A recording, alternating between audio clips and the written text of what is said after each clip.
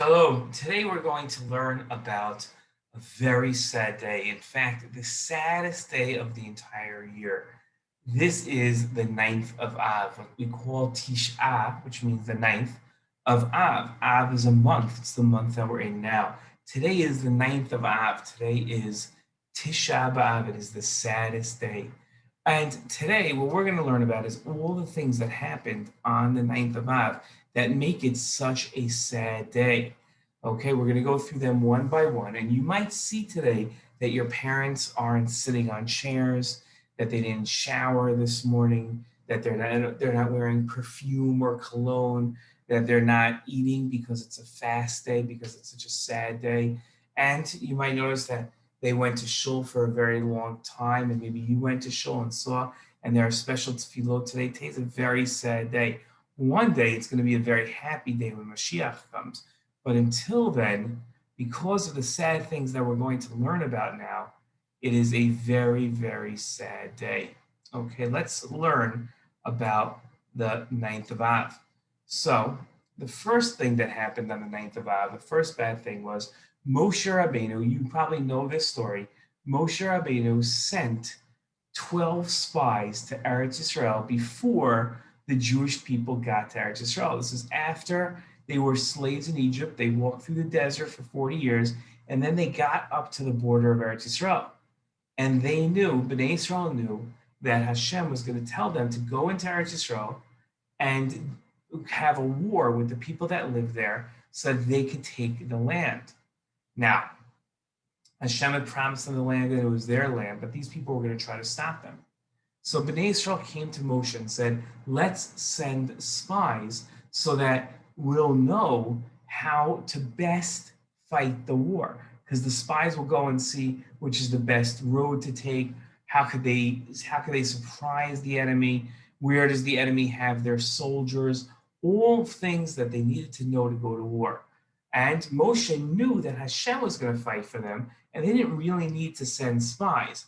But Moshe didn't want to upset the people, so he said, okay, we'll send spies. He sent 12 spies, one from every single Shevet. But the spies came back, and 10 of them said, this land has giants living in it. This is not a good land for us. It's very hard for us to conquer, and Hashem's not going to be able to help us. Now, that was a very bad thing to say. And the people believed the 10 spies, even though two of the spies, Yoshua and Kalev, said that, no, we'll be able to defeat them because Hashem is going to help us. Well, that wasn't enough. And the people believed the spies and said, we don't want to go into Eretz Yisrael. They weren't saying really anything bad about Eretz Yisrael, but they were saying that Hashem couldn't help them. And you can't say that because Hashem can do whatever Hashem wants, even defeat a very powerful army. Well, that when the spies came back and told Bnei Israel and they believed them, that happened on the ninth of Av. That happened on Tisha B'Av. So that was the first thing, the first bad thing that happened to Bnei Israel on the ninth of Av. And that's the first reason why we're very sad, is because the spies came back with a bad report about Eretz Yisrael and about Hashem that day. Well, the second thing that we learn about is the first Beit HaMikdash being destroyed. The Beit HaMikdash, this one that we see here, was built by Shlomo HaMelech, and it was in Yerushalayim on a mountain called Har Bayit. It was the most important building that we had.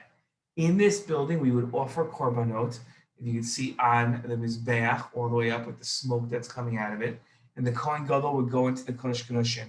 And this is where the Sanhedrin, which were the 71 biggest Talmidei Chachamim, the biggest rabbis, sat, and they would tell people what the halacha was, and they would listen to different cases and explain. And this is where Bnei Israel would go on the Chagim 3 times a year, on Sukkot, on Pesach, and Shavuot. All of Bnei Israel would come to the Beit HaMikdash, and this is where they would be. They would be here in the Beit HaMikdash. Now, David HaMelech wanted to build the first Beit HaMikdash, but Hashem wouldn't let him because Hashem wanted the Beit HaMikdash to be built by somebody who never fought a war. Well, his son Shlomo never fought a war. So what David HaMelech did was, David HaMelech gathered all the material for the Beit HaMikdash, and then he left it for his son Shlomo. And when David died, Shlomo HaMelech came along and built the first Beit HaMikdash, and it was beautiful, absolutely, absolutely beautiful. Well, unfortunately, Bnei Israel, about 400 years later, Bnei Israel didn't listen to Hashem. They didn't do all the mitzvot, they didn't study enough Torah, and they were mean to each other. And because of that, Hashem said, you don't deserve to have a Beit HaMikdash. So somebody called Nebuchadnezzar, who was the head of a country called Bavel, came in and destroyed the Beit HaMikdash and sent all the Jews out of Eretz Yisrael, leaving only a very few amount of Jews in Eretz Yisrael. That's the second bad thing that happened on the 9th of Av, on Tisha B'Av.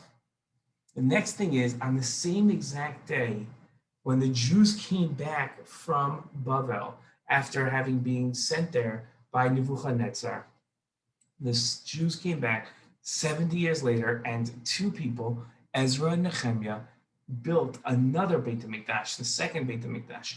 And this Beit HaMikdash stood for 400 years. For 400 years, nobody touched the Beit HaMikdash. I mean, people touched the Beit HaMikdash, but nobody did anything bad to the Beit HaMikdash. They were able, well, except for the Yevanim in the Hanukkah story, if you remember. But the Beit HaMikdash stood for 400 years, and then Bnei Israel, again, they didn't listen to Hashem. And what happened was that they were mean to each other. They didn't keep Shabbat the way they were supposed to. They didn't learn Torah the way they were supposed to. And they didn't even recognize that the Torah was from Hashem. And then Hashem sent the Romans from Rome, to come and destroy the second Beit HaMikdash and take all of the Jews out. Now, after the Beit HaMikdash was destroyed, there were people called, the Jews tried to rebel against the Romans. And the leader was somebody named Bar Kokhba. And Bar Kokhba he got a lot of Jews together, and he wanted all the Jews to fight against the Romans and throw them out of Eretz Yisrael. And then he could rebuild the Beit HaMikdash that they just destroyed. So Bar Kokhba was a very strong person. In fact, Rabbi Akiva, who we've learned about before, Rabbi Akiva thought that Bar Kokhba was Mashiach. But it didn't help. The Romans defeated Bar Kokhba, and they killed Bar Kokhba, and they killed 500,000 Jews. 500,000 Jews in a city called Beitar. In a city called Beitar, they defeated 500,000 Jews. They killed them, and the Jewish rebellion failed. And that got the Romans even angrier than they ever were before.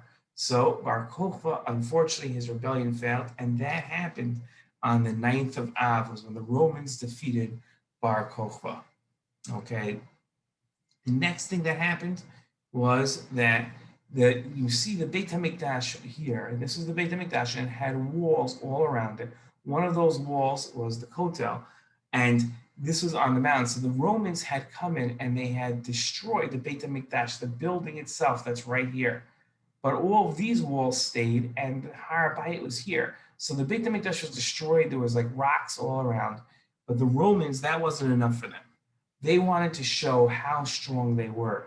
So they came in and they flattened, what's called plowed. They flattened the entire top of the mountain so that nobody would ever see a Beit HaMikdash there.